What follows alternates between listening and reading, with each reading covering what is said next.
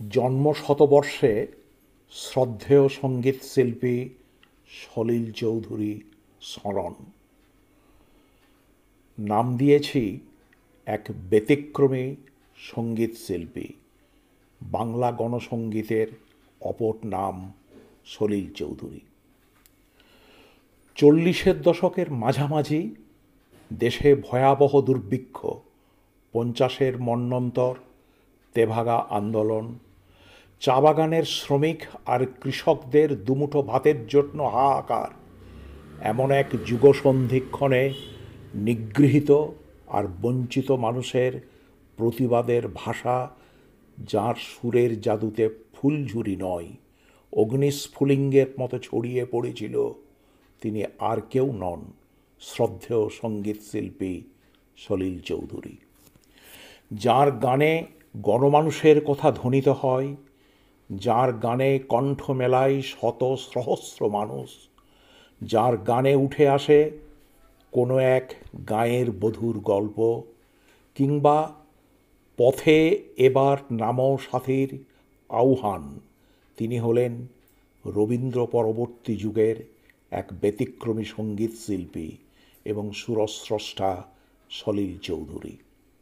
শুধুমাত্র রোমান্টিক বিলাসিতা কিংবা প্রেমের জোয়ারে ভেসে যাওয়া নয়, বাস্তবের কঠিন জীবন সংগ্রাম সঙ্গীতের মূর্ছনায় ধরা পড়েছে তার কাছে। বঞ্চিত সর্বহারাদের কথা ধরে পড়েছে তার গানে। এখানেই তিনি ব্যতিক্রমী।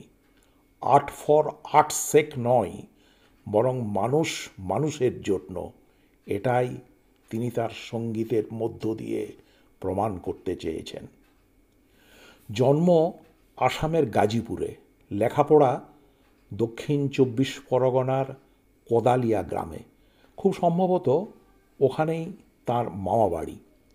পরে কলকাতায় বঙ্গবাসী কলেজ ও কলকাতা বিশ্ববিদ্যালয়ে পড়ার সময় ভারতের কমিউনিস্ট পার্টির সাংস্কৃতিক সংগঠন গণনাট্য সংস্থার সাথে যুক্ত হয়ে পড়েন এবং এখান থেকেই তার সঙ্গীত জীবনের শুরু। রানার, বিচারপতি, অবাক পৃথিবী প্রভৃতি গণসঙ্গীত তাকে কালজয়ী সঙ্গীত শিল্পী হিসাবে পরিচিতি এনে দেয়। তিনি একাধারে ছিলেন গীতিকার, সুরকার এবং সঙ্গীত শিল্পী। বাংলা গানে পাশ্চাত্য সঙ্গীতের ব্যবহারের ব্যাপারে তিনি ছিলেন পথিকৃৎ। তিনি প্রথম কোয়ার সঙ্গীতের প্রবর্তন করেন। তাঁর প্রতিষ্ঠিত বোম্বে ইয়ুথ কোয়ারের অনুপ্রেরণায় 1958 সালে কলকাতায় সত্যজিৎ রায় আর সলিল চৌধুরীর অভিভাবকত্বে রুমা গুহ ঠাকুরতার নেতৃত্বে পথ চলা শুরু করে Calcutta youth choir. We shall ওভারকামের বাংলা তর্জমা আমরা করব জয় গানটি তাকে অনন্য উচ্চতায় নিয়ে যায়। বাংলা, হিন্দি এবং মালায়ালাম ভাষায় তিনি সঙ্গীত রচনা করেন। বাংলা চলচ্চিত্রে সঙ্গীত পরিচালক হিসাবে তার আত্মপ্রকাশ ঘটে 1949 সালে পরিবর্তন ছবির মাধ্যমে। বাঁশের কেল্লা, গঙ্গা, কিনুগোয়ালার গলি, আকালের সন্ধানে, লাল পাথর, বাড়ি থেকে পালিয়ে, হারানের নাচজামাই প্রভৃতি বহু বাংলা ছবিতে তিনি সুরারোপ করেছিলেন। 1953 সালের নির্মিত দোবিঘা জমিন ছবির মাধ্যমে হিন্দি সিনেমার সঙ্গীতকার হিসাবে তাঁর পথ চলা শুরু হয়। এরপর একে একে জাগতে রহো, মুসাফির, মধুমতি, হাফ টিকিট, স্বামীজি সহ প্রায় 75টি হিন্দি সিনেমা, 41টি বাংলা এবং 26টি মালয়ালাম ছবিতে তিনি সঙ্গীত পরিচালনা করেছেন। তিনি প্রকৃত অর্থেই ছিলেন সুরের জাদুকর। সুর নিয়ে তিনি নানান পরীক্ষা নিরীক্ষা করতেন। রবীন্দ্র পরবর্তী যুগে বাংলা গানের সার্থক কম্পোজার হিসাবে তাঁর নাম সর্বাগ্রে মনে আসে। প্রচলিত রীতিনীতি ভেঙে বাংলা গানকে তিনি নবদিগন্তের সন্ধান দিয়েছিলেন। পুরাণকে অস্বীকার করে নয়, ঐতিহ্য মেনেই তাকে এক অন্য মাত্রায় উপস্থাপন করেন তিনি। পাশ্চাত্য সঙ্গীতের সাথে দেশি মেলোডিকে তিনি যথেষ্ট মুন্সিয়ানার সাথে সংযোজন করেছিলেন। তিনি খুব ভালো বাঁশি বাজাতে পারতেন। গানে বাঁশির ব্যবহার তিনি করেছেন সুনিপুণভাবে।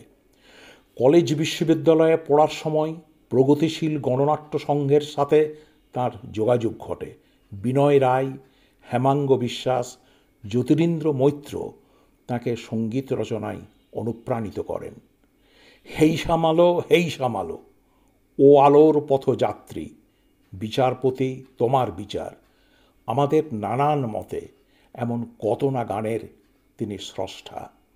হেমন্ত মুখোপাধ্যায়ের কণ্ঠে কোনো এক গাঁয়ের বধূর কথা বাংলা সঙ্গীত জগতে আলোড়ন ফেলে দেয়। গানের এমন সাবলীল ভাষা এবং সুর বাঙালি এর আগে শোনেনি।